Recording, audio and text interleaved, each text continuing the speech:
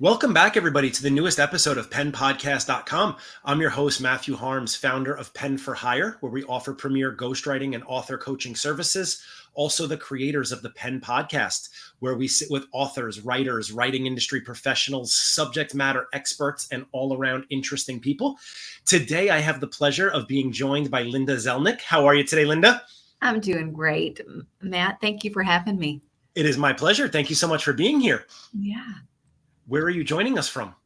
I am joining from Oklahoma City today. This is not where I'm based out of, but I'm here for work and happy to be with you. Very nice. Very nice. Where are you normally based out of? I am normally based out of Nashville, Tennessee, the great city and state. And I'm looking at my little map here because I've had some states. I'm going to check off Oklahoma. I have not gotten a guess from Oklahoma, and you're there now, so I'm counting it. Perfect. It's kind of a cheap get, but I'll take it. Yeah. Linda, if you'd be so kind, the title of this episode is Burnout to Boom. So I would love to hear a little bit more about your journey, how you've been doing what you're doing. Because as we spoke about behind the scenes, I think more of us than would like to admit have suffered from burnout at some point, probably suffering from it now and don't want to admit it. Yes. Yeah. So I'm no different. And about a little over 10 years ago, I was in a career that felt perfect for me. It was a combo of my experience up until that point, which was higher ed and international business into one. And so I just dove right in. We were opening new programs, and as goes with many startups, even though we were in a large organization, our department functioned like a startup. You have less resources and a lot of motivation, a lot of vision, and just run on natural momentum, natural gusto for a while.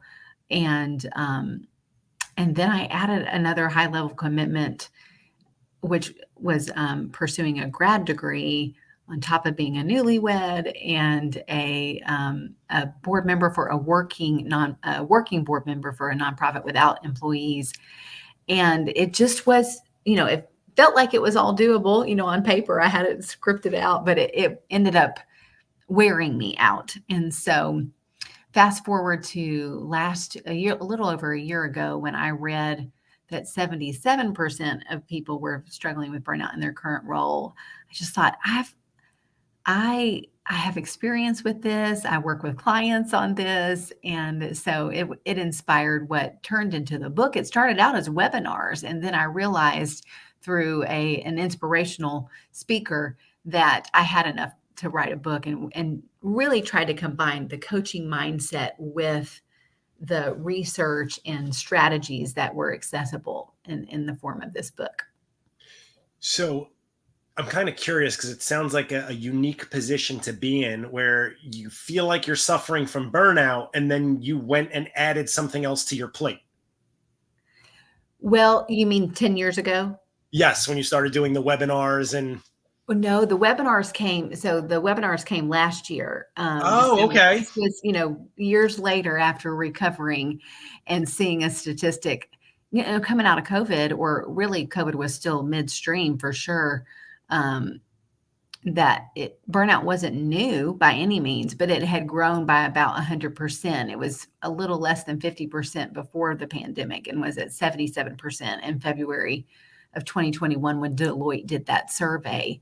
And so I just was like, okay, I've been here. I understand, not where everybody is. It's a different storm, the same storm, different positions in the boat, but I just wanted to help people with it. I love that. Before you got to that point, how were you managing your own burnout?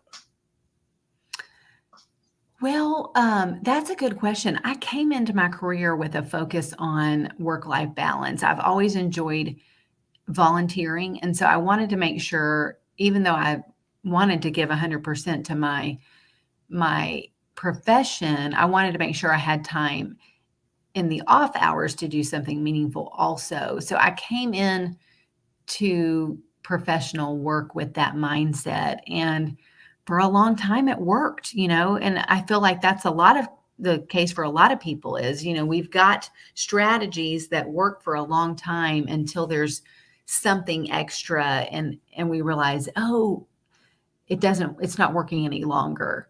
And so that was the case for me with that extra.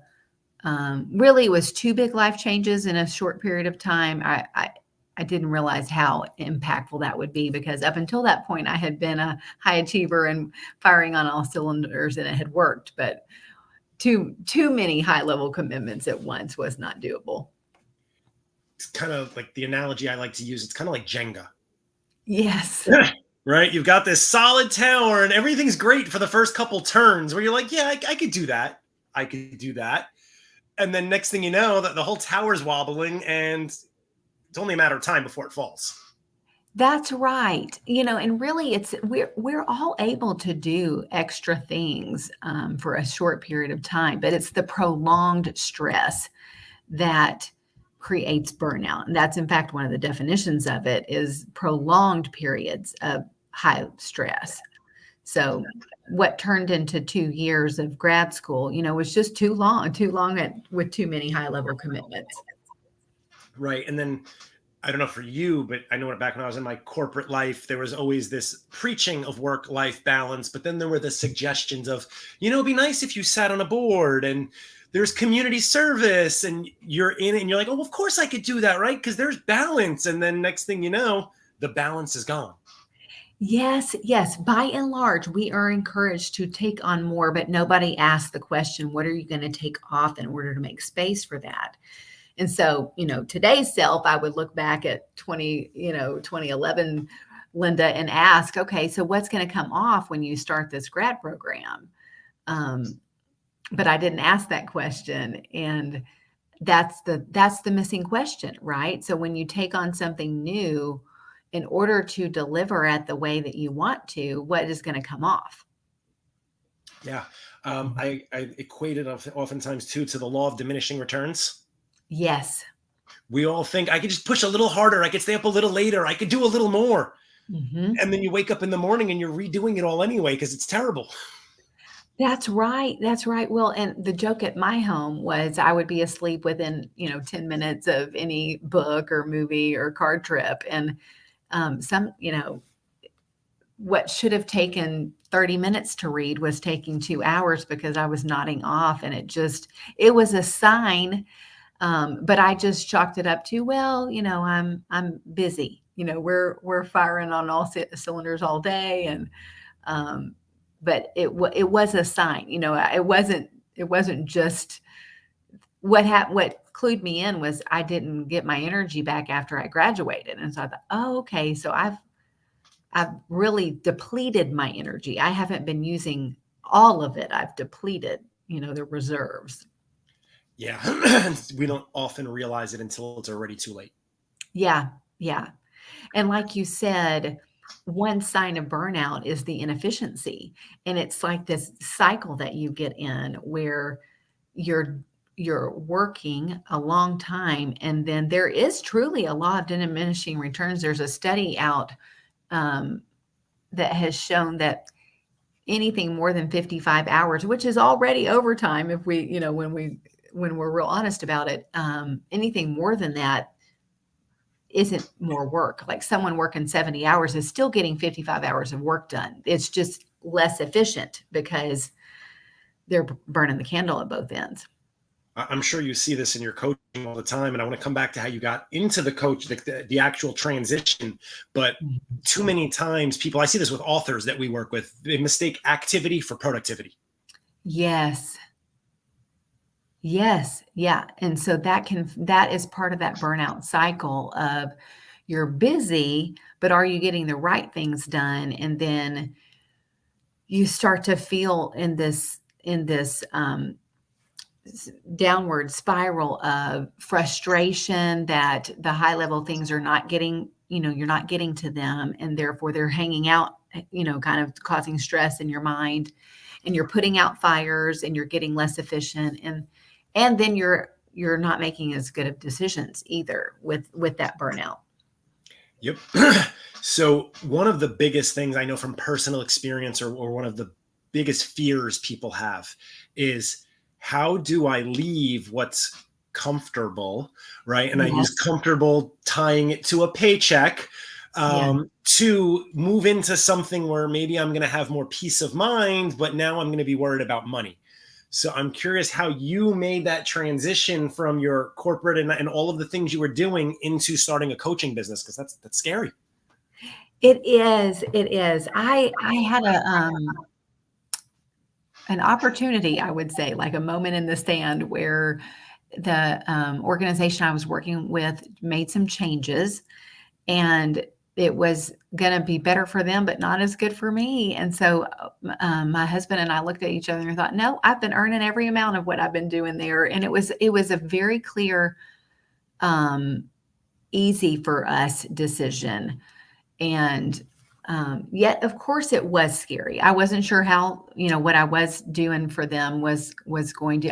I should say I had already decreased my hours at this point a little bit. I was officially part time because I went to part time when our daughter was born, but it was a consistent part time, and so we were leaving quite a bit when we made that decision, but I just felt the nudge. I just knew it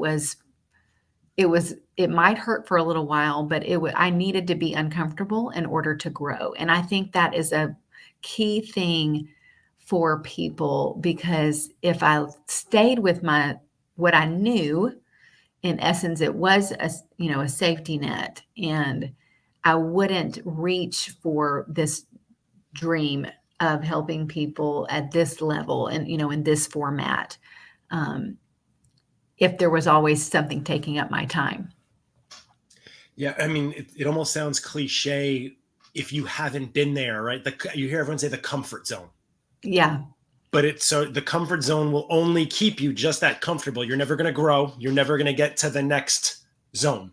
Yes, that's exactly right. We by definition, cannot grow in our comfort zone. You have to be out of it. So I'm going to fast forward. So your company made some changes. It was an easy decision for you. You started your coaching business with the webinars, correct? I actually started with one-on-one, Okay. and some groups. That was back in 2018 when I went official. And then then later the next year we had added a son, and I took a full stop. And so I really have started my business kind of twice now, because when our baby was 7 months old, COVID hit. And so when I was just about to ramp back up, we really couldn't, there was just nobody else to take care of the kids. And so I took some more time and then started back teaching coaching. Actually, that was my first professional engagement after maternity leave. And then in 2021, when I read that survey, I was like, okay, it's time. This is how I want to help people. So And I isn't it started great? with webinars. Isn't it great when the permission for maternity leave comes from yourself and not somebody else? Yes. Yeah. It was looking back, that was wonderful. It was a little longer than I had intended, but still a really sweet time. So, mhm. And I think there's something really interesting about the year 2018, because that's when I quit my corporate job. I've had several of my guests, more than not, 2018 there was like a shift.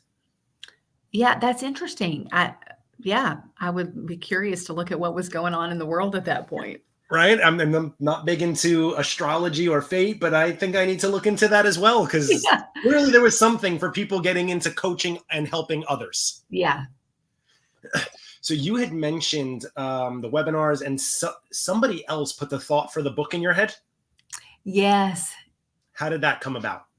Yes. So with my decision to kind of relaunch coaching, I I got some business coaching myself and was at a seminar down in Dallas, and this speaker had written books, and he was like, I can guarantee you, right? His name is James Melanchek. I guarantee you, every one of you have enough to write a book right now. And he laid out a case for it. And I thought, I actually do. I've already done research to be giving these webinars. And coming from academics, I, had outlined it and, cross-referenced and all that stuff. So I felt really good about the material I was providing and just needed to arrange it in a form in this format. So James really inspired that book. What was the process like for you? Like, had you ever attempted to write a book before? Had you done any research on how to write a book, or just kind of sat down and said, I'm going to put this together? I did not do any research. I am a writer by nature. I've enjoyed it. And I lived overseas for a while and wrote blogs before they were even called blogs. And so fast forward, it was always this idea. People would ask me, are you going to write a book about this experience? And so that dream had been in my mind and heart for a long time. And so I just, Mel Robbins, she'll say 5, 4, 3, 2, 1, and go. She tells you don't question if you should do something once you have an idea, because then your mind starts working against you. And so I just started. I outlined it in one night, and then we actually all got COVID, so I had to put it on hold while everybody was healing. I thought, I'm not going to let this, kill my momentum. So I started back and just created time to work on it. And that's my biggest thing when people have asked me since about that, is honoring that block of time on the calendar and doing it and knowing it's not going to be perfect, and there are errors in it. Even now it kills me when I see an error. But holding that commitment, taking it seriously, and just showing up, time in the seat, fingers on the keyboard. Thank you so much for saying that. So any of my clients who may be listening, past, present, future, those are two things I harp on all of the time, right? If you don't schedule the time, it's not going to happen. Yes. You may schedule the time and sit in front of the computer for an hour and 2 words come out. 2,000 may come out. It doesn't matter. If you're not scheduling the time, there's zero chance of anything ever coming out. Yes. And nothing's ever perfect the first time. That's exactly right. Yeah. And so then, I enlisted support. I hired, had somebody edit it for me, and got somebody else to do the book design. So that was part of the process too. And yeah, it just is a commitment, that I really felt. And when you know that what you want to say will help somebody, there's part of that too, this isn't for me. This is, hopefully for someone to get some relief from burnout, and hopefully a lot of people. So you got to stay committed to the vision of what impact you're making as well. That is such a great point that even I don't focus on enough for people, because all of our clients, generally, one of our requirements to work with us is that your book is going to help other people, right? But I don't think the mindset of the person writing it is always there. A lot of times it's more focused on the fear and the day-to-day, like, what do we do next? How do we get there? But if you focus on the result, right? Finish with the end, start with the end in mind. Yes. Yeah, exactly. And really that's the secret to closing the gap between where you are and where you want to be, between this unwritten manuscript and the one that's published, and is available to other people, is focusing on that dream, and even, creating perhaps a visual that will continually inspire and speak to your subconscious that you're a writer, you're doing this, that the pen is calling. Yes, a visualization is so important. I'm going to ask this question before I go into that. Did you have a book title in mind, or was that something that came to you much later? I did, because I had been offering the webinar. I have a dear friend who has spent, who is in, I think it's correct to say copywriting. I'm not sure, but she's an editor. And so she helped me workshop that title back months before. So I did start with a book title. I know most people probably don't, but I did. I usually advise people that if you have one, great, chances are it's going to change. You might be one of the small exceptions, because as the book takes form, although you were also extremely clear on everything, why you were doing it, which is helpful. Yeah. But even working titles, mock-up book covers, anything you can do with your name on it to Mhm. visualize your finished product, even if there's not a page written, I Yeah. think really, right, it goes so far for the mental state of, I can really do this, like it's real. That's right. Well, and one thing I've learned recently from neuroscience is that your subconscious doesn't necessarily know that it's not real. Like when you've got that visualization, like you said, with a book cover and your name, then your mind, your subconscious mind goes into action to make that reality because it believes it already to be real. Very good point. I am not a Yeah. psychiatrist or a psychologist, but that makes perfect sense. And I see it time and again. People just putting out, the book's not finished yet and they're struggling. You know what? Start telling people the book's coming out and give them a date. Yes, exactly. There is, a lot of wisdom in creating, social accountability. I just had this conversation with a client earlier who's like 75% there. He stalled. And I said, look, if it's all right with you, I'm going to start posting on my social media that your book's coming out in the first quarter of 2023. He was And like, he's all like, right, do it. "Yeah." Right? Because now the world knows. I was like, and then I tried the counterintuitive pressure. I was like, you're not just going to look bad if it doesn't come out. I'm going to look bad. Yeah. I know a coach who booked a hotel room, and she, started advertising for a launch party with that in mind. And, she had published books at her launch party. That's incredible. I've read stories of J.K. Rowling's rented herself like a $3,000 a night suite to finish one of the Harry Potter books Oh, because wow. she knew for the investment. There was someone else. I think I read this in Outwitting the Devil. Don't quote me on the author's name, but he booked a round trip flight from New York to Hong Kong, literally just a turnaround flight to finish the book. Mhm. And they both justified the investment with knowing they were forcing themselves into a position where there was no excuse, no distractions, no nothing. Yeah. Wow. So sometimes you got to get extreme and trick yourself. High stakes. Hey. Now, on that topic, because I can only imagine finishing a book in 36 hours. I've heard people do it. I know it's definitely not the norm. How long did it take you roughly from not when you outlined it, because I know you had COVID in between, from when you really started working on it to the time you got it out? I wanna say, well, till the time I finished it, it was a little less than 2 months, I think. So, Okay. not super long, and it's not a long book intentionally. It's on because people with burnout don't have a lot of time. They definitely don't feel like they have time to read. Um, so the book and then getting it to market, so I went back to it at the beginning of September, and it went live Christmas Eve. So it was a Incredible. yeah, it was a little so that's no October, November, a little more than 3 months from writing to the Kindle going live. The paperback went live a few weeks after that, and then people kept asking, "Is there an audio version?" So I did release an audio version in July of this year. I love it. Mhm. And yes, that's so important. Up until I think the beginning of this year, I had never listened to an audiobook in my life. I'm a purist. I need to have a book in my I am hands. too, yes. But considering how little attention I have and how much time I spend writing for others, I finally bit the bullet and I got Audible and I'm loving it.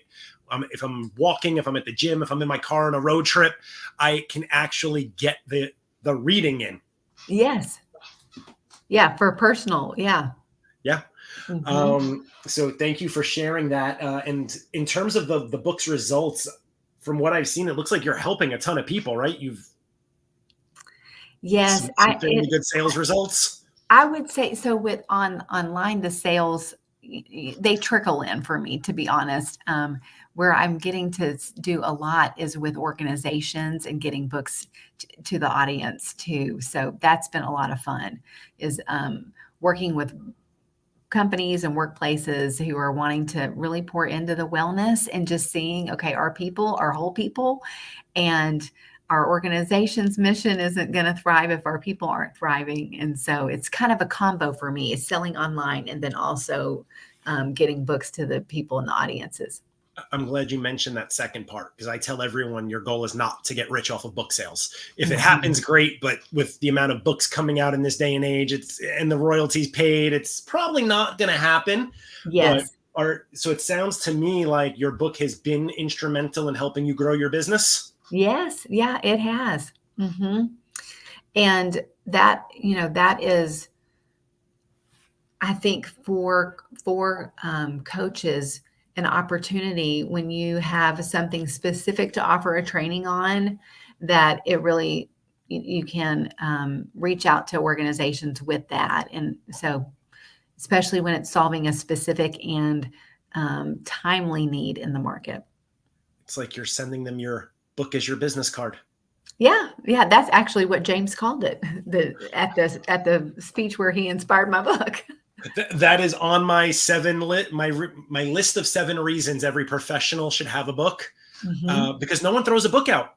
So if you want to work with an organization and you send them your book in advance, they may not read it, they may not call you back, but they're not going to get rid of it. It's going to sit on someone's desk. It may get passed around the office. Eventually, Yes, someone's going to say, where did we get this? And they may open it and read it. yes, yeah, exactly, and that's the hope, right?